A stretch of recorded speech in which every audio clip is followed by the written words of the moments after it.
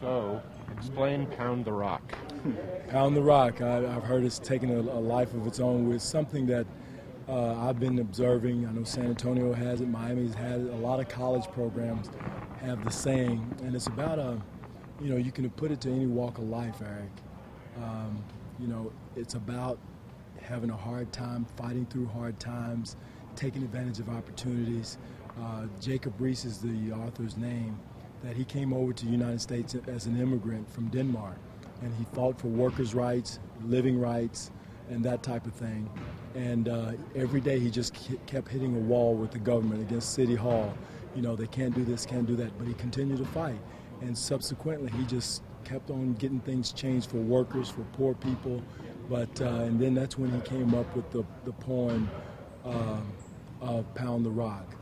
It's about a stone cutter. You may hit that stone 100 times, but it may take that 101st time to crack the stone. And for us, every time we walk on the court, it's an opportunity to get better. It may not happen the first week, it may not happen the second week, but after that, we want to continue to pound the rock and break through and get better defensively and develop a winning program. It's kind of self-explanatory, but in terms of that patience, how is that one of the most attractive things for you to use it as a motto? No question, and that's what we got to have is patience of pounding rock every day.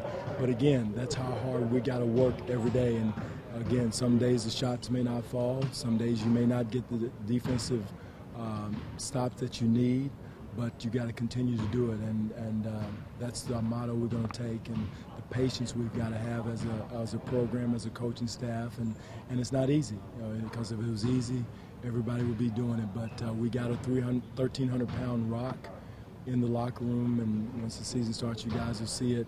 We've got it there for the guys to pound it when they go out on the court. And again, is that going to win games for us? No, but it's something we're going to hang our hat on and use as our mantra throughout the season. As long as it doesn't.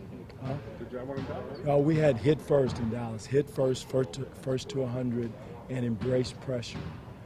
We had a little bit different agenda. Ours was to win a championship. And if we didn't win the championship, we viewed that as a failure almost each year we were in Dallas. So that was the pressure we were under there.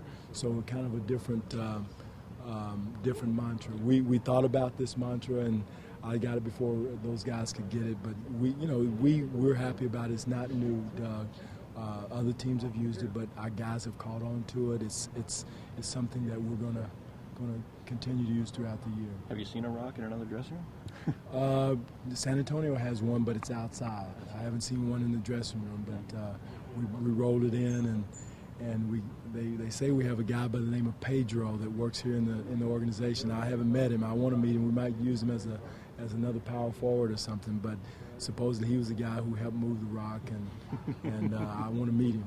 So there's no chance of it tipping over and falling on the player's foot, is there? No chance, no chance. It's pretty steady, a good wide base, and Graham did a great job of going out and finding it. He was out in the snow somewhere in northern Canada getting it and had it brought down here. So we went to a lot of trouble.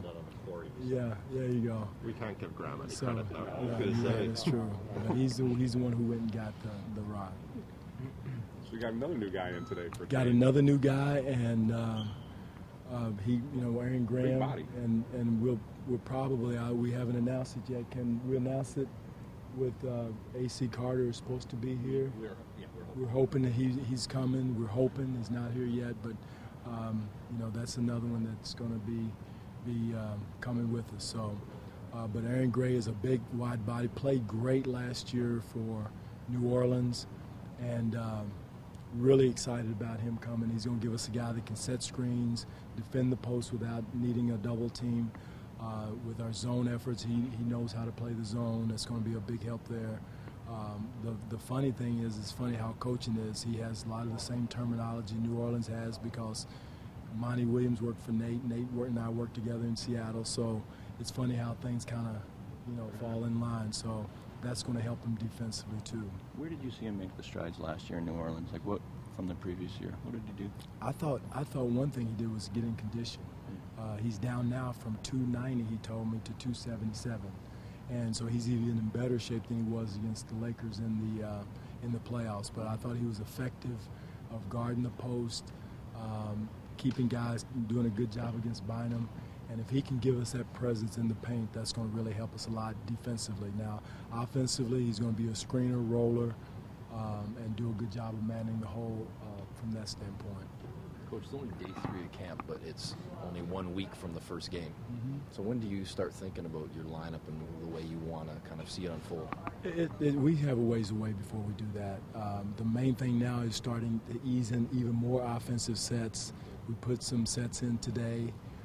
Previously, we've only put in sets to work defensively and, kind of ease them in that way, but not really focus on having attention to detail and angles of the screen. Now we'll hone in a little bit on those sets, but we added some out of bounds plays in the day, but really hadn't thought about lineup. Still have the jerseys mixed up, and we'll probably start doing that the closer it gets to next weekend. If you broke it down in camp, how much time you spend on defense and offense? Is it I would, 75, no, it's probably 80-20. Yeah, 80-20 with right now. Now we've got to change. We've got to add some more offensive things. Start thinking about offensive execution. Right back to There's always going to be a defensive tone. We've got to. We can't afford just to now turn all of attention to offense. We're so far behind defensively. I love our focus. I love our energy. I love they're giving it to us on that as far as effort is concerned. But just the attention to details, the execution defensively, the things that we need to do to get big time stops. We still need a lot of work on those, and again that will come, and we just got to keep plugging away at it. And it's not easy. It's not fun.